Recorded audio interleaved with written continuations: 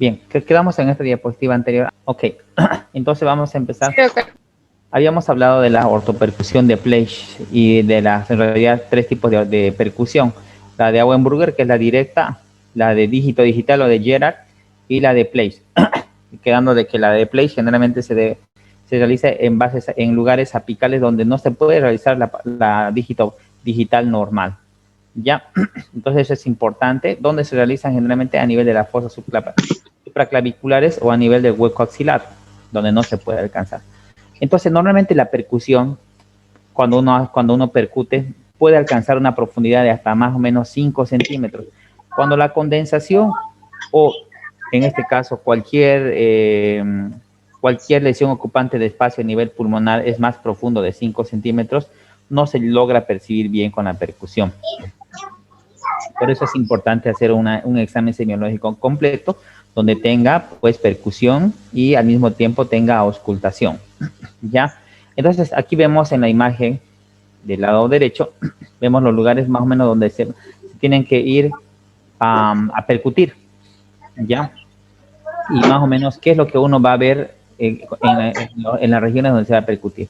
Por ejemplo, aquí en la 1 es hueso, plana, tendría que ser mate, ¿ya? La 2, que viene a ser acá, donde está la 2, external, igual viene a ser mate, ¿ya? La 3 es resonancia pulmonar o, si no, se puede decir claridad pulmonar, ¿ya? Y la 4, donde está el espacio semilunar de Traube, que es timpánica. O de otra forma, si quieren ustedes, donde hay una matidez neta a nivel del muslo. Ustedes en su pierna, en su muslo, donde está su músculo, se percuten y eso es matidez plena. También se puede decir submatidez a nivel del hipocondrio derecho, donde está el hígado. En este caso tendría que ser submatidez, pero en otros libros de semiología dice matidez hepática. Igual en el área cardíaca tendría que tener una matidez, ¿ya? Esa misma matidez que vas a escuchar, que vas a percutir a nivel de muslo, tendrías que escucharlo a nivel hepático y a nivel cardíaco. Ahora, la sonoridad pulmonar, entonces, viene a ser más o menos como una percusión que les decía, cuando ustedes percuten, por ejemplo, por decirles, algún tipo de envase que tenga líquido y ustedes percuten con la percusión de Auenbrugger. Entonces, más o menos esa es la percusión que ustedes van a darse cuenta cuando hay alguna percusión patológica.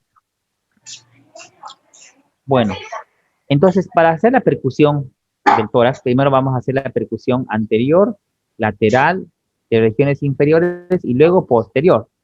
En la región anterior, pues se tiene que, por favor, apaguen su micrófono. Ya.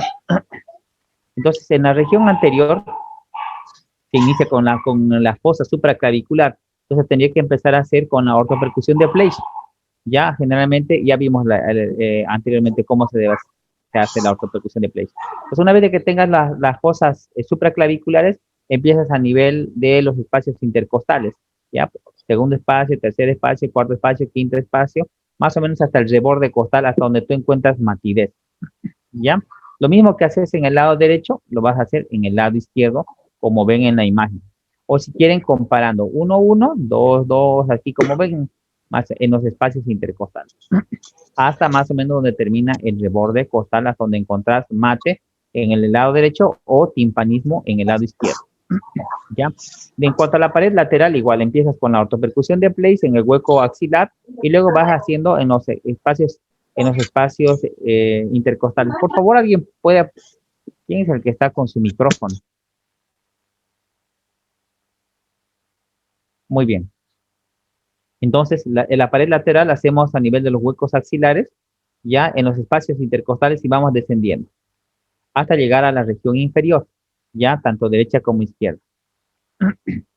Ahora, algunas consideraciones importantes que uno tiene que tener a la realización de la percusión. Uno, por ejemplo, se debe instruir al paciente de que tiene que inspirar,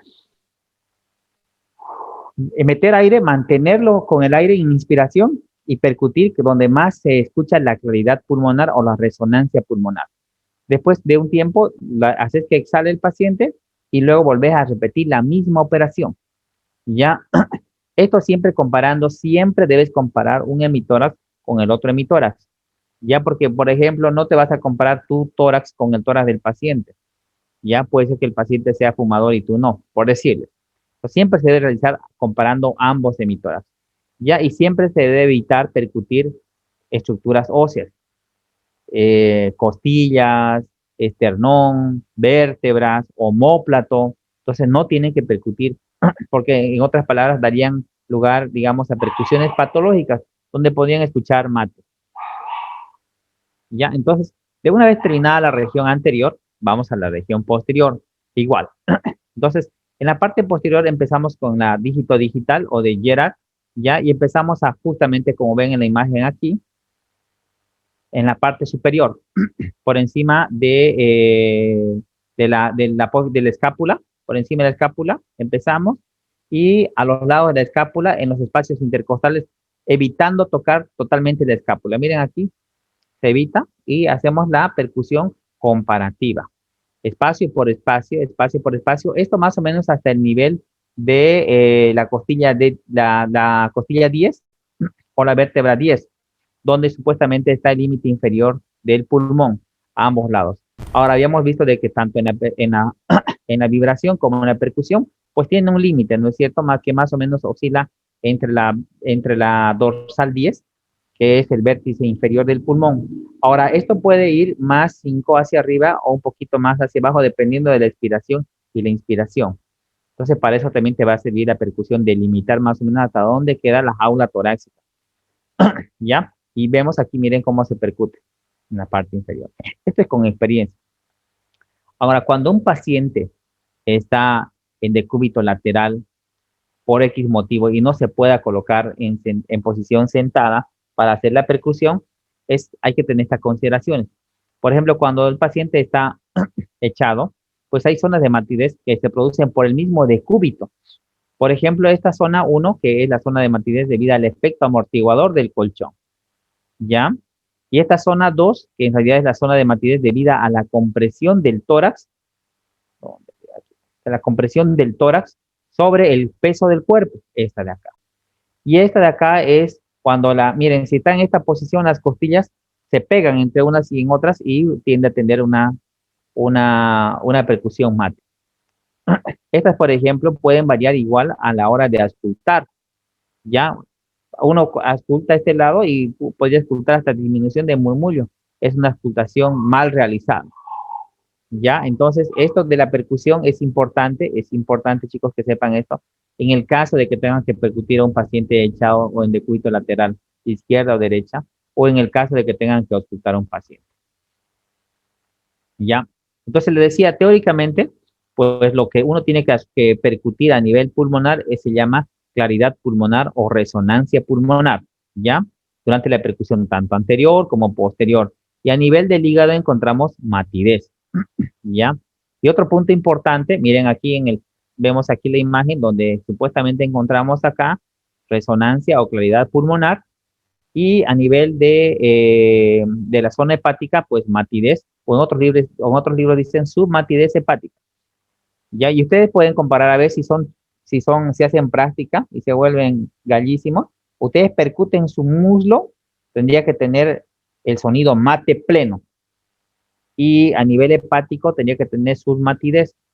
Tendrían que diferenciar. Miren, yo tantos años que voy y no he podido diferenciar. Para mí es mate. Pero eso dice la literatura. Y otra cosa importante que tienen que saber, que justamente en el lado izquierdo, miren, casi paralelo al hígado, está el espacio semilunar de Traube. Este espacio semilunar de Traube en realidad corresponde a la cámara gástrica. Entonces, esta cámara gástrica, que generalmente el estómago en la parte inferior tiene el contenido alimenticio, o en muchas otras cosas tienen alimentos que uno consume, pero en la parte de arriba, en la cámara gástrica, siempre va a haber aire. Entonces, cuando uno percute a nivel de este espacio de la cámara gástrica, pues va a tener timpanismo. Es característico, es normal que uno encuentre timpanismo a este nivel, a nivel del espacio semilunar de Traube, que aquí vemos en la imagen, por ejemplo, cómo se correlaciona. Miren, en la parte superior se correlaciona con el reborde costal y parte del borde inferior del corazón, en la parte interna con el ángulo del lado izquierdo del hígado, en el lado derecho con el vaso y en la parte inferior con el reborde costal. Entonces, estos son los límites del espacio semilunar de Traube, que corresponde a la cámara gástrica, donde normalmente uno encuentra timpanismo.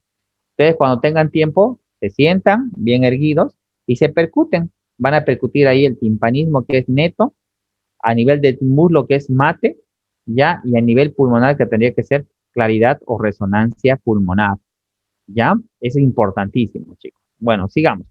Entonces aquí vemos en la imagen los distintos tipos de sonido que podemos percutir a nivel del tórax. Entonces miren aquí en la imagen claridad pulmonar o resonancia pulmonar en todos los espacios intercostales, no tocando en ningún momento hueso. Ya vemos la matidez, por ejemplo, aquí cardíaca, ya la matidez hepática, esta región, y aquí vemos el timpanismo gástrico o el espacio semilunar de trauma. Entonces, miren aquí su matidez hepática o intermedia. Cuando, por ejemplo, está pasando, vos estás percutiendo este nivel, vos podés percutir claridad, pero al mismo tiempo te das cuenta de que vas a encontrar un mate intermedio, porque está empezando recién el reborde hepático. Entonces se llama zona intermedia, ¿ya? Y el timpanismo que hemos hablado aquí a nivel de la cámara gástrica. Ahora, ¿cuándo vas a encontrar timpanismo a nivel pulmonar? Por ejemplo, cuando haya una hernia diafragmática. Imagínate vos de que por acá, por el diafragma, por acá, por la hernia, estas hernias de hiato, o hay un espacio del diafragma donde hay un hueco, pues pasa parte de intestino y va a formarse aquí como una víscera hueca, y vos percutís, vas a encontrar ahí justamente timpanismo. O cuando un paciente está con un neumotórax. Entonces es importante que ustedes sepan reconocer el neumotórax, le decía clases atrás, porque es a veces de vital importancia para el paciente, ¿no? Un paciente que está accidentado, por decirle, llega de emergencia y vos le pedís una radiografía y un médico, a veces principiante, pues la ve y dice, bueno, no, los dos espacios están, bueno, los dos pulmones están negros, no, no hay nada, y lo dejas en observación. Cuando el paciente empieza con disnea súbita y el paciente llega a ovitar y te comiste un neumotórax, que muchas veces, a veces hay que ser observadores de la radiografía. ¿Ya? A veces uno se come un neumotórax. Entonces, ¿cómo vas a hacer en la semiología para diferenciar el neumotórax? Con la percusión. Vos percutís timpanismo. ¿Y cómo tienen que hacer eso? Ejerciendo y percutiéndose el espacio semilunar de Traube y la claridad pulmonar. ¿Listo? Entonces, miren qué es lo que dice, por ejemplo, Neumann dice, el borramiento del espacio semilunar de Traube significa derrame pleural izquierdo. Miren, aquí, por ejemplo, vemos en esta radiografía un derrame pleural derecho. En el caso de que haya un derrame pleural izquierdo, a este lado, lo mismo, imagínense esta imagen acá, pues desaparece totalmente el timpanismo del espacio semilunar de Traube. Y generalmente cuando vean ustedes cualquier derrame, en este caso miren este derrame del lado derecho, ustedes van a percutir acá y va a haber mate. Van a percutir acá, mate. Van a percutir acá, mate y mate acá. Cuando realmente ustedes saben que el derrame pleural tiene la forma de gota de agua o de semiluna, y en el vértice generalmente es más alto, en este caso el mate, cuando en el interior viene a ser que hay parénquima pulmonar sano. ¿Ya? Entonces aquí vemos, por ejemplo, cómo se debe percutir, en qué lugar se debe percutir. En los vértices, por ejemplo, de supraclaviculares están los campos de Corning, que vamos a ver posteriormente, ¿ya? La matidez cardíaca, el reborde costal, la matidez hepática, el espacio semilunar de Traube en la parte anterior, y en la parte posterior vemos, pues, aquí, por ejemplo, el vértice pulmonar, ya que queda más o menos a nivel de la décima costilla o décima dorsal, con más o menos 5 en el caso de la inspiración y la expiración. La percusión lateral del lado derecho, pues viene a ser a nivel de los espacios intercostales, a nivel del hueco axilar, igual percutiendo, ¿no? Percutiendo y vamos a ver hasta donde de abajo lleguemos, bien, llegamos a una zona intermedia o llegamos a una matidez, corresponde justamente al hígado o en el lado izquierdo al espacio semilunar de Traube, percutiendo, ¿ya? No olvidar que el derrame pleural en la zona afectada presenta matidez hídrica, que es lo que le decía, con su límite superior más alto a nivel de la línea axilar media. O sea, ustedes percuten, hacen que se suba la mano, percuten, y en donde está más alto, pues generalmente viene a ser lo que le decía, más alto a nivel de la línea axilar media, pero en la zona anterior puede ser más baja a nivel de la percusión. ¿Ya? Ahora, ¿qué pasa cuando hay una neumonía lobar o una condensación, por ejemplo, del lóbulo medio del pulmón derecho?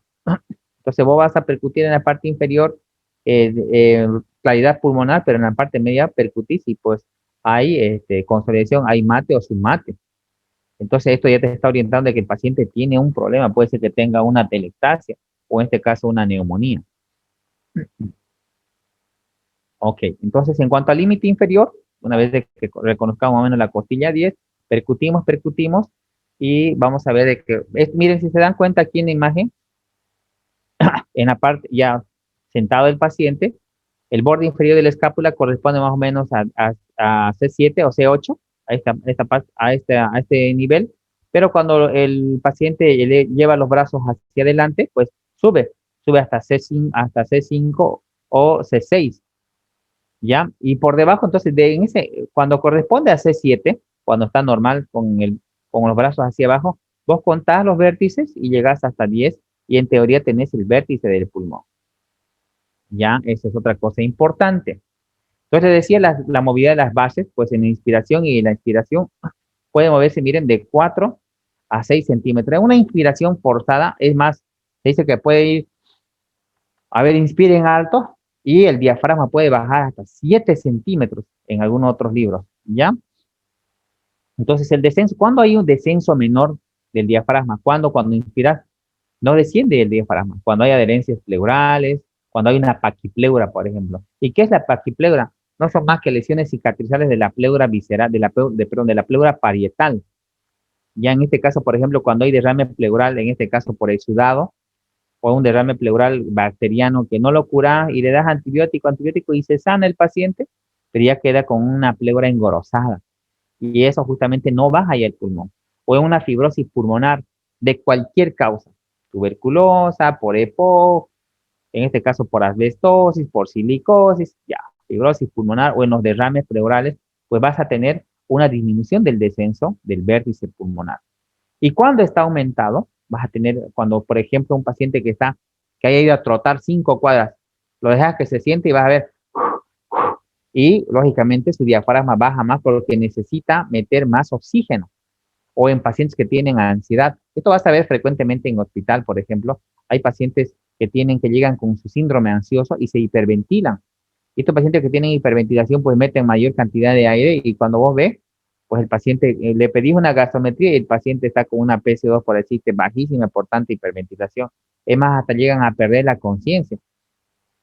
¿Ya? Por ejemplo, en eso, bueno, esto como a manera de charla, he visto yo pacientes, por ejemplo, que llegan a la emergencia porque, qué sé yo, ha perdido un familiar reciente y llegan a hiperventilarse tanto donde la PCO2, por la hiperventilación, es decir, por el aumento de la frecuencia respiratoria, uno elimina dióxido de carbono.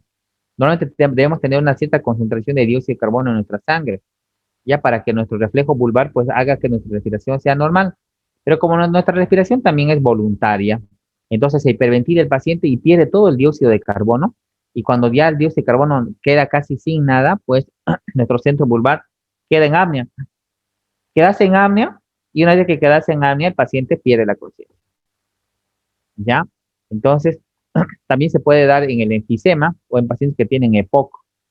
En pacientes que tienen EPOC, por ejemplo, que tienen un tórax enfisematoso, es como un globo, cuando inflas un globo y no puede salir el aire, de la misma forma. Generalmente el reborde diafragmático es más inferior en un paciente que tiene EPOC que un paciente normal, o en el caso de asma, cuando están en crisis de asma. Anormalidades durante la percusión. ¿Qué tipo de anormalidades podemos percibir? Por ejemplo, cuando hay hiperresonancia. En este caso, timpanismo en el caso de neumotórax. Pero hiperresonancia habrá cuando un paciente es asmático, un paciente que tiene un enfisema pulmonar o un EPOC. ¿Ya? Aquí entonces esta hiperresonancia, pongámosle timpanismo. Y cuando hay matidez, en todos los procesos donde haya acúmulo de líquido, cualquiera que sea el líquido, va a haber matidez. Ahora, ¿cuál de estos es más pesado y cuál es menos pesado? El kilotórax, por ejemplo, que es en base, por ejemplo, a kilomicrones, totalmente pesado. El hidrotórax, que en teoría tendría que tener trasudado. El hemotórax, que tendría que tener un exudado completamente pesado. La telectasia, ya cuando hay una condensación o cuando hay una obstrucción completa de un lóbulo y una consolidación neumónica. Entonces, en estos casos vamos a encontrar matidez. ¿Ya? Cuando hay ausencia de matidez hepática. Normalmente a nivel del hipocondrio derecho uno tiene que percutir matidez hepática. Pero cuando no hay, por ejemplo, cuando hay aire libre en la cavidad peritoneal. ¿Qué pasa? Por ejemplo, hay un neumoperitoneo. Neumo se quiere decir aire en el peritoneo. Y el aire busca normalmente las zonas más apicales. Es decir, busca, ¿no es cierto? Ustedes tienen un vaso de agua, el agua siempre va a ir abajo por gravedad y el aire arriba. En este caso, lo mismo pasa a nivel peritoneal. El aire va a buscar lugares altos. Entonces, ¿qué va a buscar? Va a buscar a nivel del reborde hepático, aquí, entre el hígado y el diafragma, se abre una abertura de aire. Y ese es el signo de llover, ya cuando hay esa abertura de aire entre pulmón y hígado, ya por perforación de víscera hueca. Listo, es importante, esto se ve en radiografías y hay que saber diferenciar cuando vos tenés un paciente. Miren, a veces se le va al mejor cazador, se le va la liebre. Miren, al neumólogo una vez se le fue este signo de llover. Bueno, habíamos quedado atrás de que vamos a hacer la percusión de los campos de Cronin, que son estos, sobre todo a nivel de la fosa supraclavicular. Entonces, traducen en sonoridad, claridad en los vértices pulmonares, pero cuando vos empezás a hacer la percusión, puedes hacer la ortopercusión de Place o la percusión dígito digital en esta zona, más o menos hasta donde, bien, siguiendo el borde del músculo trapecio, desde la base del cuello. En este caso, tendrías que encontrar matidez, matidez, matidez, matidez, hasta que, pum, encontrás la zona apical del pulmón y vas a encontrar, pues, resonancia pulmonar o claridad pulmonar. Ya, entonces, estos son los campos de Cronin buscando, digamos, la zona apical del pulmón. Ahora, en cuanto a la percusión de los derrames pleurales, ¿qué dice Suros? Dice, el parénquima pulmonar, los bronquiolos y la pleura visceral carecen de sensibilidad dolorosa. Es lo que le decía a clases anteriores. Aquí la pleura que duele es la pleura parietal. Cuando hay derrame pleural, cuando hay condensación por irritación y por adyacencia, digamos, del pulmón a la pleura parietal, la pleura duele y pues uno tiene el dolor en punta de costado o un dolor de tipo pleurítico. Ahora, notas en cuanto a la percusión, ¿ya? Por ejemplo, matidez, generalmente la intensidad, por ejemplo, la matidez viene a ser una intensidad relativa suave. Y le decía la matidez, el ejemplo típico es el muslo, ¿ya? En teoría, la submatidez, en teoría, esto a veces es un poco difícil diferenciar entre submatidez y matidez. Tendrían que ser realmente dedicarse a hacer percusión para saber diferenciar. Y submatidez, en teoría, viene a estar el hígado. La resonancia o la claridad pulmonar, pulmón sano. La hiperresonancia, póngale aquí usted EPOC. No tiene que ver, normalmente no tiene que haber hiperresonancia en ninguna parte del cuerpo. Pero cuando hay EPOC o cuando un pulmón está asmático en crisis, vas a encontrar hiperresonancia. Y timpanismo, donde en el espacio semilunar de Traub. ¿Ya? Bueno, ¿cuáles son los errores más frecuentes durante la percusión? A veces uno por rápido, a veces uno porque uno no ha practicado en la casa, pues tiene errores, ¿ya? Son las técnicas incorrectas, no contribuirá precisamente a lograr los resultados deseados. ¿Y cuáles son estas, por ejemplo? No ejercer una presión firme en el dedo que actúa como superficie de impacto. ¿Qué quiere decir esto? Ustedes tienen su dedo izquierdo, que es el dedo plexímetro, y ustedes no tienen una presión firme. Ustedes tienen que tener una presión firme, pero no presionar fuerte hacia adentro. Una presión regular y con el dedo percutor hacer la percusión.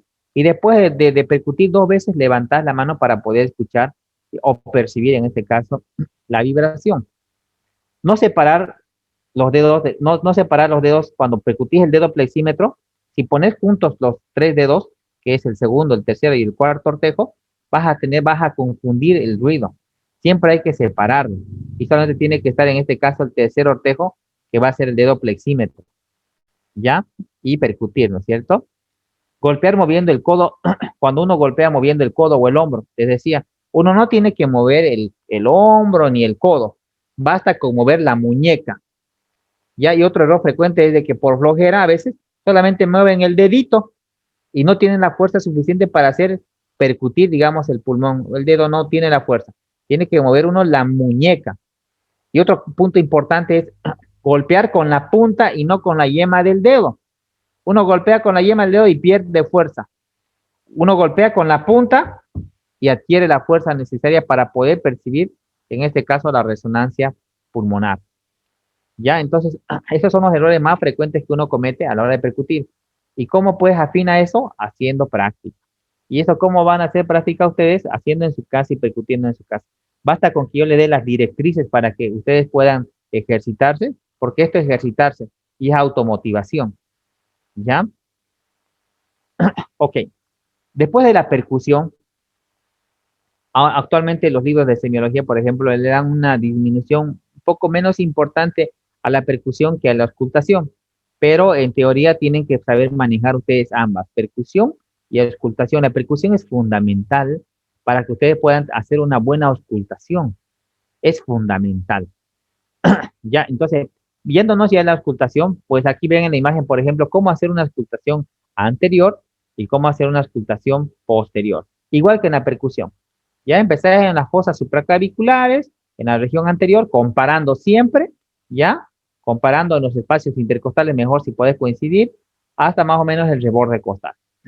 Lo mismo en la parte posterior, haces igual la auscultación, ya, no tratando de auscultar a nivel de la escápula, porque vas a tener ruidos patológicos, ¿ya? Entonces, ¿qué es lo que tenés que hacer? Tenés que decirle al paciente que respire como cansado o respire con la boca abierta. Eso es importante para tener una buena auscultación. Lógicamente, no le vas a decir a un paciente, por ejemplo, que está disneico, respire por favor más hondo. No, también tienes que saber decirle a quién, ¿no? A un paciente que esté disneico, no, vos solamente lo auscultás. A un paciente, por ejemplo, que esté hasta somnoliento o esté semisomnoliento, o un paciente que esté letárgico, no le vas a decir, por favor, respire hondo. No, pero un paciente que esté consciente, puede decir, respire como cansado, ¿ya? O respire con la boca abierta. Entonces, ahora, hay técnicas de hacer la auscultación. Puede ser la técnica directa o inmediata o la técnica indirecta o mediada. Ahora, la técnica, por ejemplo, directa es esta. Por ejemplo, vos colocás aquí algún tipo de, en este caso, un pañuelito, y vos auscultás con tu oído. Lógicamente que no es una buena forma, ya, y debido a esto, por ejemplo, nació el primer fonendoscopio, el estetoscopio de Pinar. No sé si ustedes han escuchado el estetoscopio de Pinar, no lo han debido escuchar. El estetoscopio de Pinar no es más que como un vaso de madera, pero con el vértice de la parte inferior hueca. Y vos expandís, digamos, colocás el oído a nivel del vértice del vaso y podés escuchar, digamos, el murmullo vesicular. Entonces, en esa ya sería un método indirecto. Este es el método directo, que no es aconsejable. Y actualmente, ya pues de hace varios años atrás, ya a partir del siglo XIX, que se viene usando el fonendoscopio, a finales del siglo XIX, se viene usando ya el fonendoscopio. Vamos a avanzar más rápido. Entonces, nos permite, por ejemplo, considerar fluidos respiratorios normales, murmullo vesicular, la respiración laringotraqueal y la respiración ronco-vesicular con todas sus formas patológicas, ¿ya? Con todas las formas patológicas. Permítame, por favor, 2 segundos. Sí, hola, Jorge. Hola. No, no, no, ya estoy ahorita en mi casa, estoy pasando clases. Si quieres venirte, por favor, de aquí a una media hora. Ya, aquí en mi consultorio, por favor, en una media hora. Listo. Ya, chao, chao. Bueno, sigamos entonces. Entonces, en cuanto a los ruidos respiratorios normales, tenemos el murmullo vesicular. Ya generalmente este murmullo vesicular es lo típico, encontrar murmullo vesicular.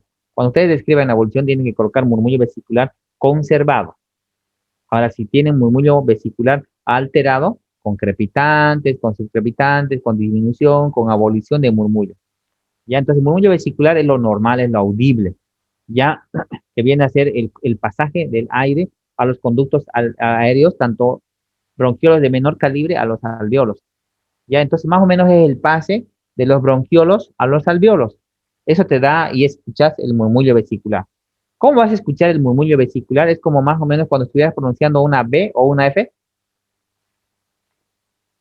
Y más o menos ese sonido escuchas a nivel pulmonar normalmente en un murmullo vesicular. ¿Ya? A ver, intenten ustedes hacer los labios en forma de B o de F y respiren suavemente. Eso tienen que escuchar a nivel pulmonar si ya es un murmullo vesicular normal. ¿ya? Y aquí ven, por ejemplo, una forma de estetoscopio de Pinar, ¿ya? Entonces, normalmente el ruido tiene que ser un ruido inspiratorio ligero, dulce, suave en cuanto a su timbre. Para eso hay que manejar un poco, hay que afinar el oído. Ahora vamos a ver las alteraciones por su intensidad. Tenemos alteraciones por su intensidad, alteraciones por su timbre y alteraciones por su tono. En cuanto a las alteraciones por su Doctor, intensidad, ¿sí? doctor, buenas tardes. Disculpe, ya que estamos hablando de los sonidos y esto de los murmullos, ¿será que nos pudiera decir más o menos cómo es que se escucha los pulmones a un paciente con COVID-19? Ah, ya, buena pregunta. Miren, lo que pasa es que el paciente con COVID-19 tiene infiltrados subpleurales. Son infiltrados o son condensaciones inflamatorias que generalmente están por debajo de la pleura, que a veces llegan a estar muy al borde, por decirle acá, imagínense, por acá, o a veces, muchas veces, muy pocas veces más son a nivel central. Entonces, ¿qué vas a escuchar? Vas a escuchar disminución del murmullo con rales o estetores crepitantes. Generalmente son secos los estetores crepitantes. ¿Ya? Entonces, eso es lo que escuchas en un paciente con COVID-19, en un paciente, por ejemplo, que tenga ya afección a nivel pulmonar entre un 15 y un 20%. Pero muchos son asintomáticos y no vas a escuchar nada.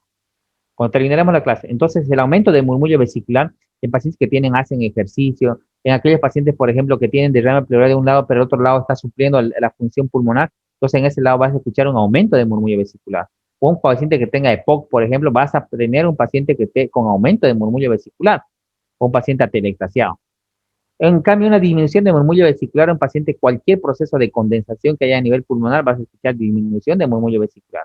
Una obstrucción bronquial, procesos tumorales, derrames pleurales o un neumotórax. En el neumotórax vas a escuchar abolición de murmullo vesicular.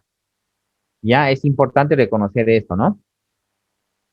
En cuanto a las alteraciones por su timbre, en realidad vendría a ser solamente la respiración ruda, un poco más seca de lo normal. Ya se torna un murmullo vesicular. Imagínense el murmullo vesicular si le decía que tiene más o menos como una B o una G. En estas cambia y vuelve a ser seca, áspera, ruda, granulosa.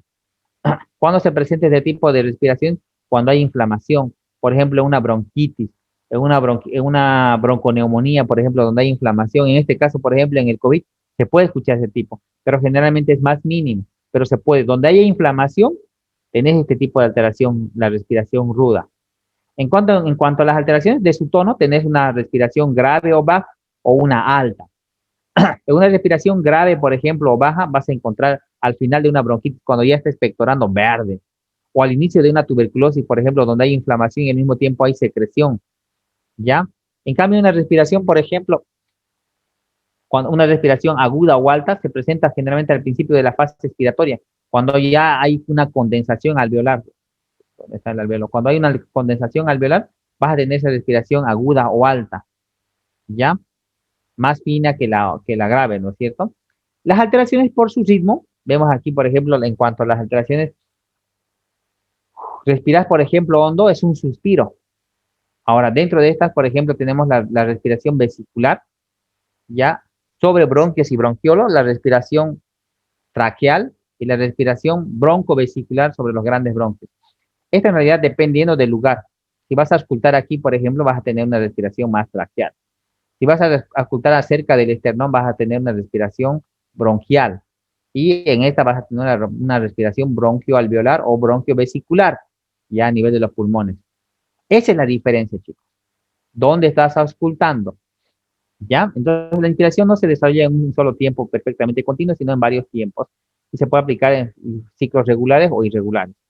Entonces, estos, por ejemplo, estas alteraciones de ritmo, independientemente de dónde estés ocultando, puede haber alteraciones de ritmo, por ejemplo, que el paciente esté con una respiración muy rápida o esté bradipneico.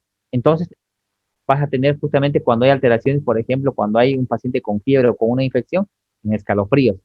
O cuando hay una pérdida de elasticidad de un paciente que tiene enfisema, un paciente que tiene parálisis, ¿ya? Como algunos problemas nada más. En cuanto a las respiraciones bronquial, laringotraqueal o la respiración roncovesicular, que es intermedia, y terminando la tercera, que es la respiración vesicular. Entonces, la respiración bronquial o laringotraqueal, que vendría a ser en este punto más o menos, donde escuchas. ¿Y cómo va a ser este tipo de ruido? Es un ruido generalmente asemeja a una G o una H, ya de grandes remolinos de aire, es grueso, ya Se oculta como una respiración más o menos. Ustedes la ocultan, se la ocultan y van a escuchar eso. Laringotraqueal porque está cerca de sus cuerdas vocales y están en las vías aéreas respiratorias superiores. ¿Ya? Y cuando escuchas la respiración ronco vesicular, aquí, a nivel del esternón, cuando del bronquio principal se divide en el bronquio de segundo nivel y el bronquio de tercer nivel, justamente este nivel donde se divide en el bronquio del lado derecho y el bronquio del lado izquierdo, vas a escuchar esta respiración ronco vesicular. Entonces el aire de los orificios anchos pasa a unos más estrechos, de la tráquea, bronquios o bronquiolos, ya de menor intensidad. Entonces esta es más o menos una superposición de la gruesa de aquí arriba con el murmullo vesicular, ¿ya? Donde se oculta a nivel de la segunda articulación condoesternal y esternoclavicular, ¿ya? Ok. Ya algunos tipos ya de auscultaciones patológicas. Dentro de los soplos pulmonares tenemos, por ejemplo, el soplo glótico, ya que se ve modificado por la interposición de las alteraciones físicas de diversos tipos. Por ejemplo, está el timo, la tiroides, y pues a veces no se llega a escuchar totalmente bien, ¿ya? Los focos más característicos que tenemos son el soplo tubárico, el anfórico y el cavernoso cavitario. El soplo tubárico típico de una neumonía, cualquier tipo de condensación, neumonía atípica, típica, COVID-19, tendría que auscultarse un soplo tubárico cuando es grande, ¿ya? En este caso, por ejemplo, neumonía viral, COVID, no COVID, soplo por neumonía, por estreptococo, por estafilococo, soplo tubárico. El soplo anfórico se presenta en neumotoras, ya leve que comprime el pulmón con una tonalidad muy baja. Es como soplar dentro de una botella vacía. Imagínense el neumotórax totalmente vacío, la botella del pulmón afectado.